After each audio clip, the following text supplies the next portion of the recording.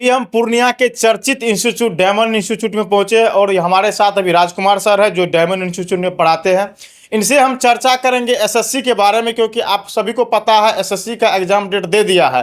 बच्चा के मन में पूरा घबराहट है, सर अब क्या करें नहीं करें, मतलब सब किसी को पता नहीं था जो एसएससी के बारे में, जो एग्ज़ाम डेट कब आएगा नहीं आएगा। क्योंकि आप सभी को पता है बिहार का कोई भी ऐसा एग्ज़ाम नहीं है जिसका जो फाइनल सब कुछ होता है, जो इसी समय इनका डेट आना ही है, इसी समय इसका एग्ज़ाम होना है, इसी समय इसका रिजल्ट होना है, आना है। तो विद्यार्थी सोचते रहता है जो हमको एग्ज़ाम डेट आएगा तो फिर तैयारी करेंगे, लेकिन जो कॉन्शियस स्टूडेंट रहते हैं वो अपना प्रतिदिन मतलब अपना दिनचर्या के अनुसार पढ़ाई जारी रखते हैं। उस सिलसिला में हम बात करेंगे आखिर जो भी स्टूडेंट एसएससी की तैयारी कर रहे हैं और जो तैयारी थोड़ा बहुत कर रहे हैं, आखिर अब एग्जाम डेट भी दे दिया है, समय बहुत कम है, बच्चा को किस तरह तैयारी करना चाहिए जो उनका एक सीट पक्का हो जाए। सबसे पहले स्वागत है ग्लोबल इंडिया न्यूज में। आपका भी स्वागत है। सबसे आप जो अभी क्वेश्चन किए और ये बहुत जेन्युइन क्वेश्चन है कि बिहार एसएससी का कोई माई बाप नहीं है जी। कि इसका कब एग्जाम डेट आएगा, कब फॉर्म भराएगा। अब फॉर्म भरा लिया तो कब एग्जाम लेगा। काहे कि आप पिछला वैकेंसी को अगर देखिएगा तो लगभग जाकर के आप टोटल देखिएगा तो 7 से 8 साल में क्लियर किया था। तो इस हिसाब से अगर देखिए तो अगर जैसे कि 23 में वैकेंसी आया और फॉर्म भराया, 2 बार फॉर्म आया, फिर से आया, रीओपन हुआ, उसके बाद आज हम लोग के पास एग्ज़ाम का डेट आ गया है। जैसे कि आपको पता है कि जुलाई में एग्ज़ाम होना है और जुलाई में एग्ज़ाम है, तो इस हिसाब से देखिएगा तो आपके पास बहुत कम समय है। और ख़ास करके ऐसे स्टूडेंट के बारे में हम बोलेंगे जो कि अभी जगे हैं। और आप देखिए इस तरह में 3 तरह का स्टूडेंट होता है। एक ऐसा स्टूडेंट जो कि तैयारी में है शुरू से, जब से फॉर्म भरा तब से जो है अपना सेट प्रैक्टिस कर रहा है, कंप्लीटली तैयारी है। और एक ऐसा स्टूडेंट जो कि अब जगा है। अब जगने का मतलब ये है कि अब फॉर्म एग्जाम डेट आ गया और एग्जाम डेट आ गया है, अब जो है सोचता है कि कैसे तैयारी करे। तो इसके लिए भी बात है। और जो पहले से तैयारी करते आ रहा है उसको तो कोई दिक्कत नहीं है, उसका अभी तैयारी कंप्लीट हो चुका होगा और उसके साथ अब सेट भी प्रैक्टिस करता होगा तो उसको अपना अंदाज़ आ गया होगा कि क्या होगा, तो उसका तो कोई दिक्कत नहीं। लेकिन उस स्टूडेंट का जो कि मान लीजिए अभी आपका तैयारी करना चाह रहा है इस 2 मंथ में उसको क्या करना पड़ेगा। तो सबसे पहले तो हम उसका बात करेंगे जिसका कि सिलेबस कंप्लीट है। अगर सिलेबस कंप्लीट है तब तो आज से वो क्या करे, तो उसको सबसे पहले यही करना होगा कि डेली एक अपना टाइम फिक्स करे और उसको प्रत्येक दिन मॉक लगाना है। मॉक टेस्ट देना ज़रूरी है अभी से एग्ज़ाम तक। और मॉक देना है, मॉक कैसे देना है, तो उसके लिए सबसे पहले प्रीवियस ईयर देखना है कि प्रीवियस ईयर कैसा पूछा गया क्वेश्चन। काहे कि आप इसमें देखिएगा तो इसका सिलेबस भी कुछ एक जैसे कि प्री में जो है वही मेंस में भी है। जैसे कि 150 क्वेश्चन पूछा जाता है, इसमें 75 क्वेश्चन मैथ और रीजनिंग का रहता है। जैसे कि 25 क्वेश्चन मैथ रहेगा, 50 क्वेश्चन का रीजनिंग रहेगा। उधर फिर जो है आपका 75 क्वेश्चन में 25 साइंस का रहेगा और 50 का जो है जीके टाइप का रहता है। जीके में जैसे history, polity, geography, economics, current affairs, Bihar से भी रहता है, तो इस टाइप से क्वेश्चन आता है। तो सबसे पहले तो सिलेबस को कंप्लीट करें और उसके बाद मॉक लगाए। और मॉक में जो मारने के बाद उसका डिस्कशन देखना बहुत ज़रूरी है। अगर वो डिस्कस करता है तो उससे उसको समझिए कि जितना वो प्रैक्टिस करेगा उसका 3-4 गुना 5 गुना ज़्यादा फायदा होने वाला है। कारण है कि एक क्वेश्चन से उसको एक मॉक टेस्ट लगाने के बाद लगभग 4 से 5 क्वेश्चन, अगर एक कोई आप गलती किए तो गलती के साथ साथ उसका जो डिस्कशन होता है उससे 3 से 4 क्वेश्चन 5 क्वेश्चन उसके अंदर से आता है और उसमें फैक्ट बात लिखा रहता है। तो हम स्टूडेंट को कहेंगे कि अगर आप का तैयारी लगभग हो गया है, तैयारी तो हो जाना ही चाहिए काहे कि बहुत टाइम मिला है। और जिसका नहीं हुआ है तो वो तो एक सबसे पहले तो अपना सिलेबस कंप्लीट करे।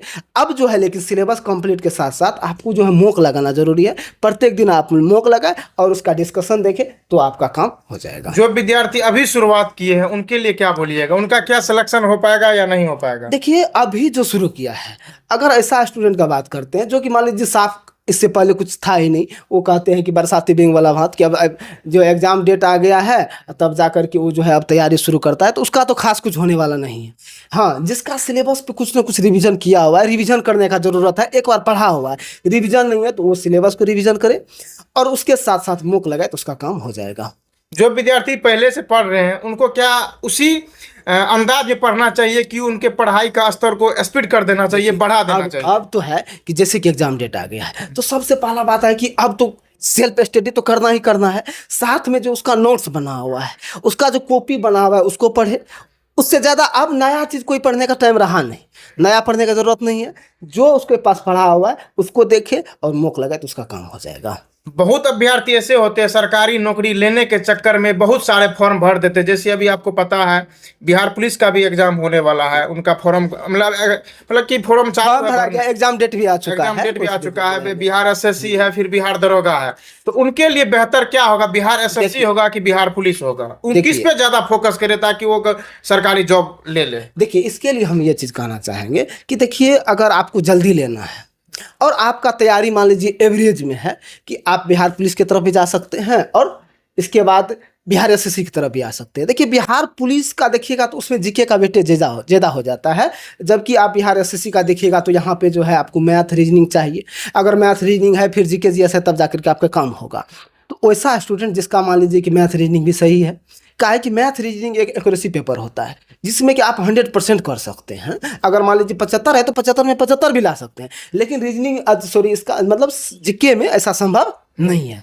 तो ऐसा संभव नहीं है, तो इसलिए हम कहेंगे कि ऐसा स्टूडेंट जिसको कि जल्दी जॉब लेना का है, क्या है कि आप देख रहे हैं कि बिहार एसएससी अभी तो प्री का दिया है, इसके बाद इसका रिजल्ट कब आएगा उसका कोई लिमिट नहीं है।